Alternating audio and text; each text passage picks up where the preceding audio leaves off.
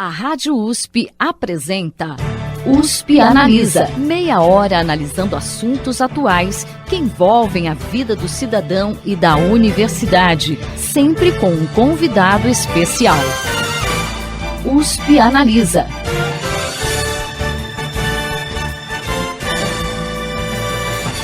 Colaboração tem sido uma palavra-chave para superar os problemas que a educação brasileira enfrenta há décadas e que foram ampliados pela pandemia de Covid-19. Os arranjos de desenvolvimento da educação têm sido apontados como um modelo que pode ajudar a melhorar o desempenho das redes de ensino e o aprendizado dos estudantes. Para falar sobre isso, o USP Analisa conversa com a diretora do Instituto Positivo, Elisiane Gorniak. Elisiane, seja muito bem-vinda ao USP Analisa. Olá, Thaís, muito obrigada e olá a todos que nos acompanham. Antes da gente entrar na conversa sobre os arranjos, é preciso falar sobre o regime de colaboração.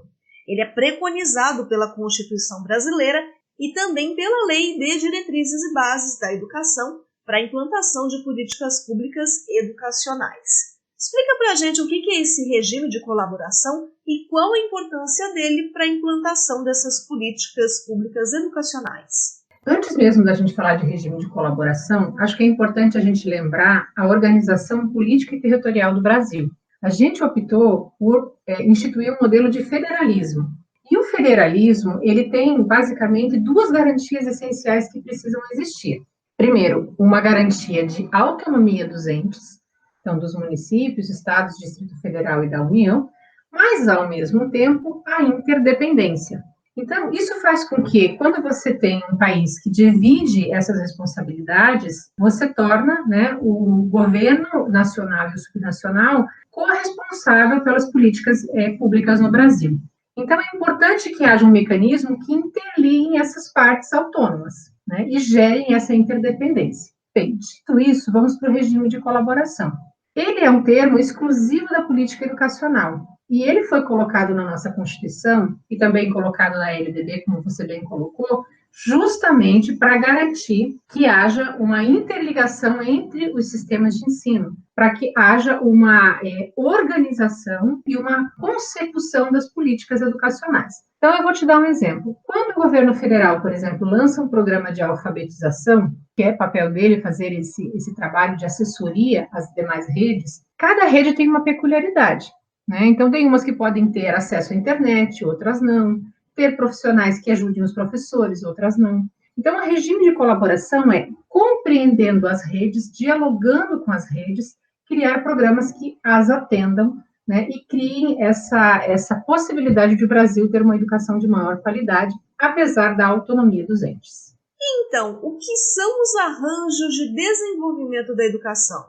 Os arranjos são justamente um dos mecanismos que viabiliza, que efetiva o regime de colaboração. Ele não é o único, mas ele é um dos mecanismos.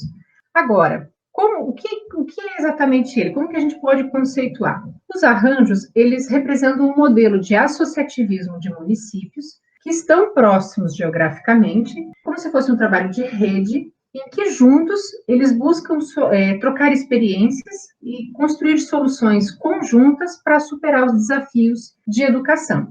Mas como assim, Elisiane? Olha, pode ser que exista uma região que tenha problemas com transporte escolar, com alimentação escolar, com formação de professores, com uma equipe que tem dificuldades administrativo-financeiras. Então, os arranjos basicamente sugerem e se colocam como uma metodologia para que essas regiões se organizem juntas e potencializem o conhecimento e potencializem toda a experiência existente para solucionar problemas comuns. Bom, acho que você já deu uma ideia para a gente, mas especifica quais as vantagens desse modelo.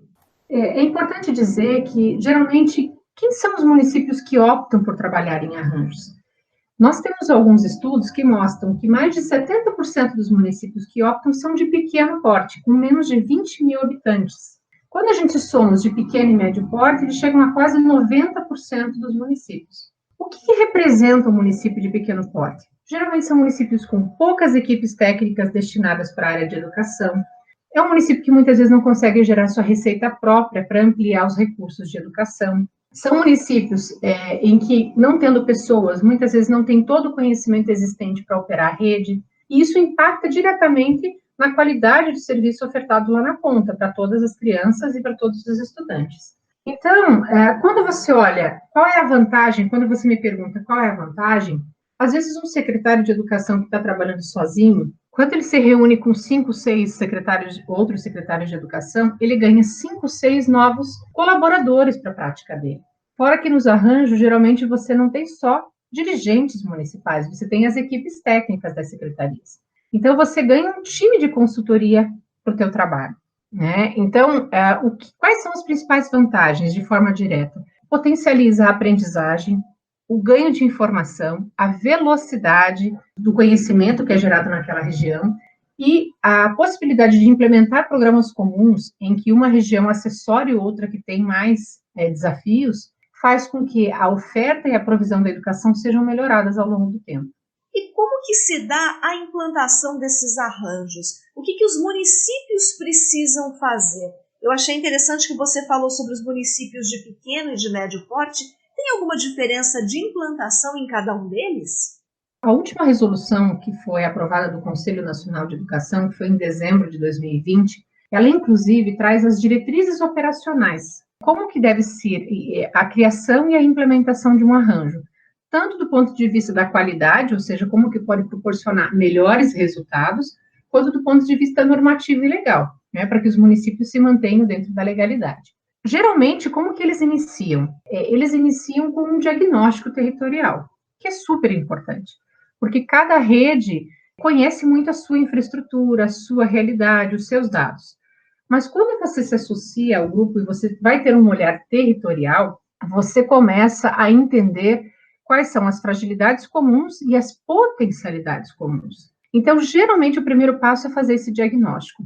Também é importante o diagnóstico, Thaís, porque quanto mais se eleger uma ação comum ao território, que seja um problema comum a todos, maiores são as chances dessa união continuar entre os municípios, porque faz sentido para todos resolver aquele problema, e não há questionamento, porque os dados estão ali mostrando os resultados, e eles vão poder acompanhar ao longo dos anos a evolução desses dados. Bem, a partir do momento que esses municípios, seja de qualquer porte, construíram esse diagnóstico, discutiram e entenderam as prioridades, eles definem, então, quais são as metas. Pela nossa experiência, pelas nossas pesquisas, precisam ser poucas metas, porque já é difícil você administrar uma secretaria, imagine uma região. Então, escolher poucas metas. E aí eles fazem um termo de cooperação entre eles. Então, todos nós, todas essas redes vão trabalhar para isso. E a partir disso, então, eles começam a desenvolver o plano de ação, que vai depender muito das características de cada região. Bom, como você falou, uma das etapas para a implantação desse arranjo é fazer o diagnóstico territorial. Detalhe melhor para a gente como deve ser feito esse diagnóstico, quais os indicadores que podem ser consultados, e embora eu acredite que você já tenha dado uma ideia para a gente, explica melhor por que essa é uma fase tão importante. Então, Thaís, essa é uma fase fundamental. Não tem um modelo ideal, tá? Mas a gente recomenda que sejam analisados tanto dados de caracterização das redes, né, dos municípios em conjunto. Então, observar muitos dados que já existem, que já estão disponíveis, até para facilitar o trabalho de todos, né? Então, por exemplo, dados do censo educacional. Quantas matrículas nós temos na creche, quantas matrículas na educação infantil, quantas matrículas nós temos no ensino fundamental, quantas escolas nós temos na região, quantas escolas tem biblioteca, não tem parquinho, não tem. Então, uma caracterização, qual é o perfil dos nossos professores, como que é feita a eleição dos diretores. Então, isso são dados que já estão disponíveis. Passados os dados de caracterização, que a gente conhece a rede com mais profundidade, a gente vai para os dados pedagógicos. Desde o IDEB, mas aí a gente sugere que abra o IDEB. Né? O IDEB ele é um índice que tem alguns indicadores. Então, abra esses indicadores. Estude, por exemplo, quantos alunos, do ponto de vista de proficiência, estão abaixo do básico, proficiente, avançado em língua portuguesa e matemática. Quantos alunos, por exemplo, qual é a taxa de reprovação, de fluxo desse território? Por que a reprovação é maior ou menor? E além dos dados educacionais, a gente sugere também que olhe um pouquinho os dados socioeconômicos do território, saia um pouco das redes e olhe aquilo que influencia a educação no território. qual é a base socioeconômica, se é agricultura, se é serviço, se é indústria, como é que estão os indicadores sociais, os indicadores econômicos, porque isso influencia diretamente o trabalho da rede, né? Isso influencia, muitas vezes, por exemplo, safra e entre safra. É uma região que às vezes tem muita mobilidade de famílias e crianças. Se as crianças saem do município A e vai para o município B, existe essa migração, é possível que ela reprove no meio do caminho. Então, será que não é importante a gente ter uma equalização de currículo, uma equalização de formação de professores nesse território? Então, o diagnóstico ele vai dar todo esse olhar. Então, caracterização de redes, dados educacionais e dados socioeconômicos do território. Começando por isso, está ótimo. Isso ajuda algum tipo de comunicação entre os territórios? Porque você falou sobre a questão da migração. Então, por exemplo, se esse aluno vai para algum outro município que também esteja inserido em um arranjo de desenvolvimento da educação, existe alguma troca de informações?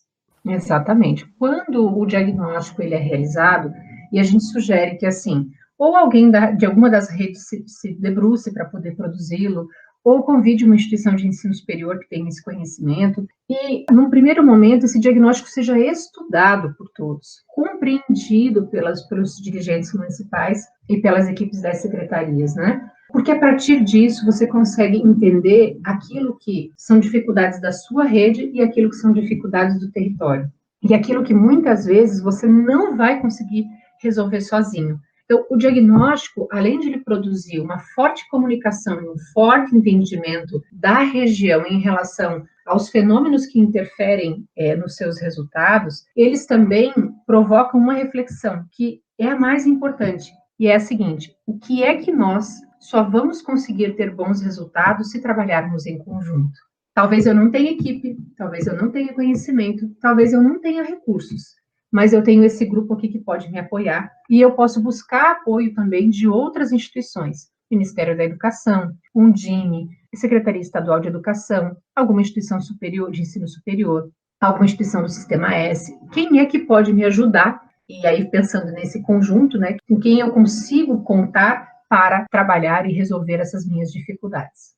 E quem são os atores que precisam estar envolvidos nesse processo? Só os gestores? Ou existem outros segmentos da sociedade que podem tomar a frente quando se quer implantar um arranjo de desenvolvimento educacional?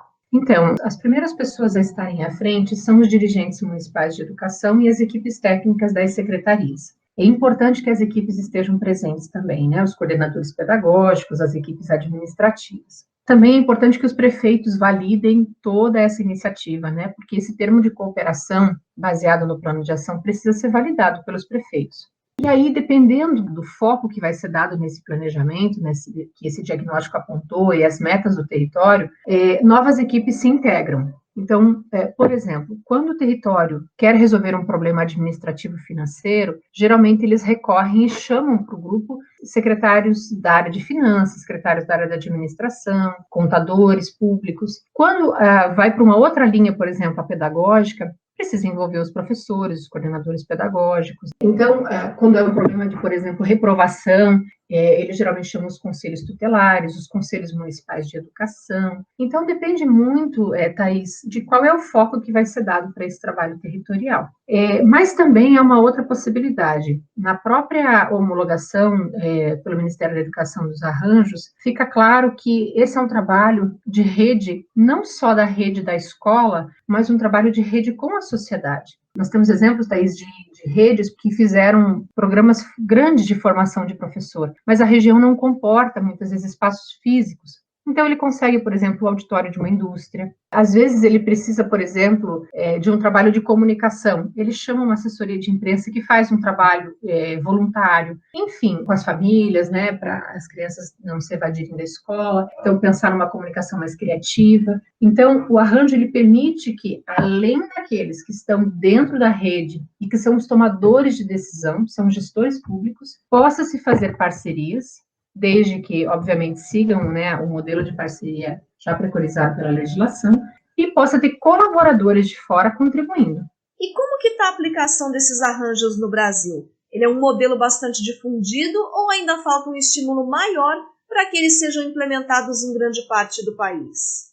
Hoje em dia existem 13 arranjos existentes no Brasil, em 6 estados diferentes, são mais de 225 municípios e mais de 414 mil matrículas, alunos que estão nesses municípios.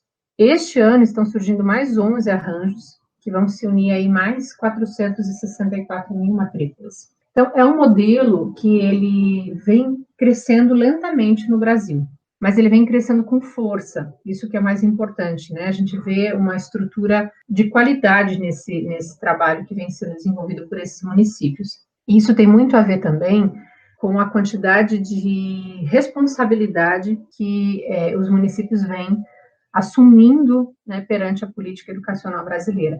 Então, os secretários de educação e as equipes têm buscado alternativas de como buscar apoio para a implementação dessas políticas, por isso ele vem crescendo. Mas ainda faltam, né, mecanismos de indução, mecanismos de comunicação, infelizmente ainda muita incompreensão do modelo. A gente tem aí algumas incompreensões vinculadas com, talvez, a iniciativa privada querendo tomar conta dos recursos da área pública. Tem uma série de questionamentos que a gente, quando vai para a prática e estuda e vai conhecer os arranjos, a gente percebe que não é nada disso, né? A gente vê um trabalho muito competente e coerente na ponta.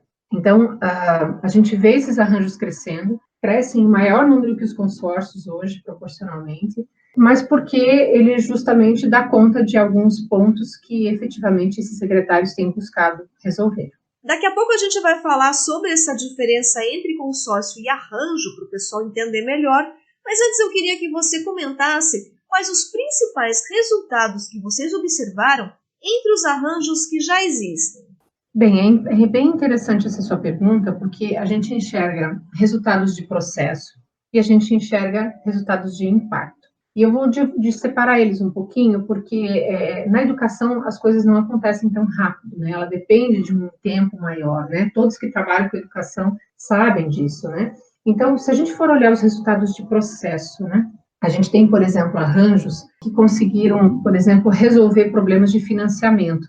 Escolas que trocaram entre si, diretores de escolas que começaram a aprender como trabalhar, por exemplo, com recursos do programa Dinheiro Direto na Escola, que é um programa federal, e resolvendo os problemas do passado, entendendo como é que funciona o programa, e hoje praticamente 100% dessas redes recebem recursos, melhoram bibliotecas, melhoram parquinhos, melhoram a infraestrutura, o parque tecnológico da escola. A gente tem, por exemplo, regiões que aprenderam a trabalhar em conjunto e melhorar a merenda escolar, porque cada município tem uma cultura de plantio diferente, né? Então eles conseguem diversificar. Um vende o milho, o outro vende a batata, o outro vende... E isso tem melhorado muito a qualidade da merenda. A gente tem, por exemplo, outros territórios que estão trabalhando muito com a equalização de currículo, então revisão de currículo, ou implementação, por exemplo, de planos de cargos e salários, implementação de 1/3 de hora atividade, que é uma lei que os municípios precisam cumprir, a maioria não consegue cumprir. E aí, quando a gente olha do ponto de vista do resultado de impacto, já são aqueles municípios que estão há mais tempo trabalhando em conjunto, tem dado tempo de gerar esse impacto. Então, a gente tem, por exemplo, municípios que estão conseguindo reduzir a reprovação muito fortemente, né, implementando programas conjuntos de formação de professores e de trabalho com as famílias, evitando a multirrepetência. Nós temos, por exemplo, um arranjo na Bahia que 100% dos municípios, apesar de serem pequenos e com muitas dificuldades financeiras, 100% deles alcançaram a meta do IDEB, 80% deles superaram a meta do IDEB, quando no Brasil apenas 58% conseguiram. Nós temos, por exemplo, um arranjo no Piauí, que tem conseguido fazer com que as crianças voltem para a escola, implementaram práticas esportivas, algumas metodologias territoriais, não só municipais, mas territoriais, porque é uma região de safra entre safra da cana, e hoje eles têm conseguido reduzir muito a distorção idadiana no território. A gente tem regiões que têm conseguido melhorar também os indicadores de proficiência a partir da formação de professores, então investe continuamente. Então, a região tem quem é o melhor alfabetizador, quem é o melhor formador em língua portuguesa, em história e geografia, e eles trocam, eles se apoiam mutuamente, e a gente já vê esses resultados nas proficiências. Então, como você pode ver, o arranjo ele tem uma característica mais pedagógica, né, administrativa pedagógica, e a gente já consegue observar esses resultados acontecendo. E um último resultado que eu não posso deixar de destacar, Thaís, são os resultados de colaboração. que muitas vezes eles não são tão fáceis de serem captados, mas às vezes uma região que não colaborava, que tinha uma cultura de isolamento, de falta de diálogo. Hoje você vê que rapidamente essa região, o secretário pega o telefone, acessa alguém, consegue obter essa informação, as pessoas têm prazer em colaborar, independente do partido político, independente das questões históricas, às vezes, de emancipação de um município do outro, e isso também é um resultado de processo dos arranjos. Bom, agora voltando à questão sobre consórcio e arranjo. Um arranjo de desenvolvimento da educação pode se tornar um consórcio público? Quais as diferenças que existem entre esses dois modelos e que vantagens haveria nessa mudança? Olha só, é possível sim. É possível um arranjo vir se tornar um consórcio, a depender do interesse e das possibilidades locais. O consórcio, ele, além de já ter uma legislação específica aprovada desde 2005, ele cria uma pessoa jurídica, e isso permite que os municípios possam fazer atas de preços comuns, eles possam fazer aquisição de produtos e serviços em comum. O arranjo não tem uma regulamentação ainda em lei, apesar de já ter um projeto tramitando na Câmara dos Deputados, agora está indo para a CCJ e já vai para o Senado, e os arranjos também não têm personalidade jurídica, ele é um trabalho de rede. Então, destacando as diferenças, o arranjo não pode fazer aquisição em conjunto. O que pode fazer são essas trocas, esses intercâmbios de conhecimento e trabalho colaborativo. E o consórcio, por sua vez, além do trabalho pedagógico, pode adicionar essas questões financeiras e administrativas, né?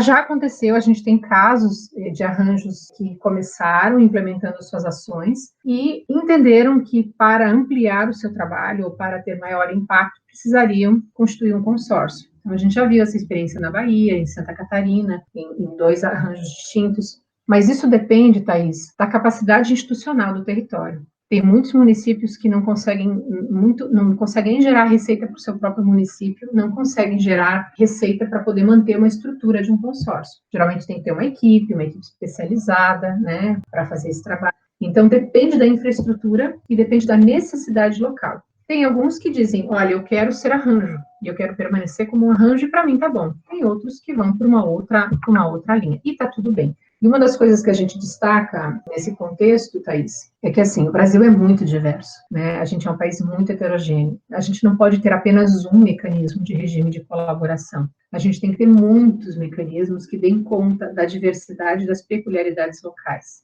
O Maranhão é um estado que já tem 4 arranjos, né? E tem funcionado muito bem. E, no momento, eles não conseguem se ver criando um consórcio. Tá tudo bem, né? Tem funcionado para essa região.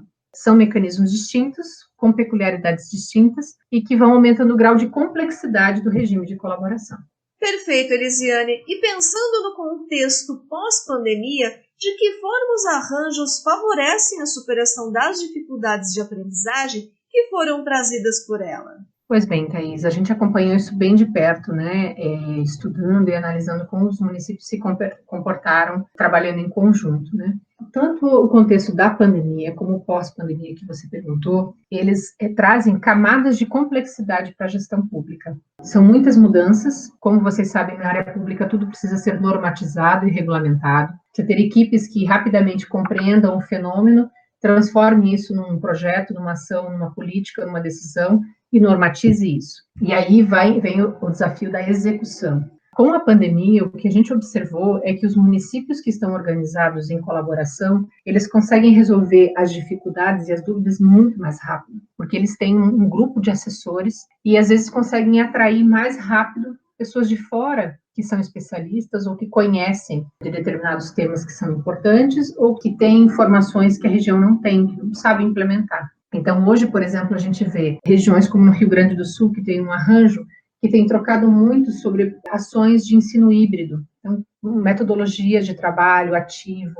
avaliação é um desafio para quem trabalha com ensino à distância, né, o ensino híbrido, estratégias, por exemplo, para não perder as crianças, né, para que a gente tenha uma busca ativa dentro das secretarias, alimentação escolar, transporte, formação de professores nesse contexto, pagamento de professores, contratação de equipes, que muitas vezes você precisa aumentar a quantidade de profissionais para você poder trabalhar o presencial e o à distância.